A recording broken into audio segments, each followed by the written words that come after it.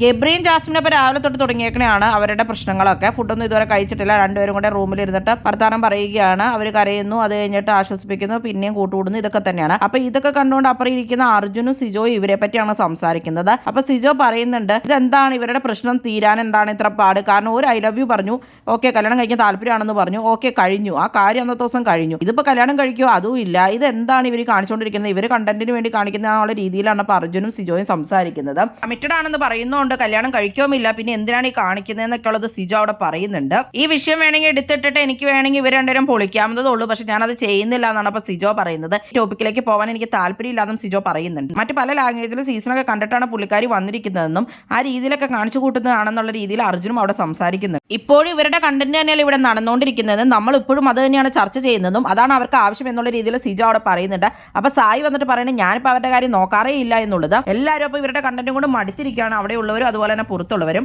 സിജോ അർജുനോട് പറയുന്നുണ്ടായിരുന്നു ഞാൻ നോറേനെ ഒന്നും കാര്യമായിട്ട് അടുപ്പിച്ചില്ല എന്നുള്ളതൊക്കെ. അഭിഷേക് കേക്ക് എന്തെങ്കിലും ഇട്ട് കൊടുക്കണം എന്നൊക്കെ പുള്ളി പറയുന്നുണ്ടായിരുന്നു. അതുകൂടാതെ ലൈവിൽ ഇപ്പോൾ ഇതൊക്കെയാണ് നടന്നുകൊണ്ടിരിക്കുന്നത്. ജാസ്മിനും ഗബ്രിയും രാവിലെ തുടങ്ങിയ സംസാരം ഇതുവരെ തീർന്നിട്ടില്ല, ഇപ്പോഴും നടന്നുകൊണ്ടിരിക്കുകയാണ്.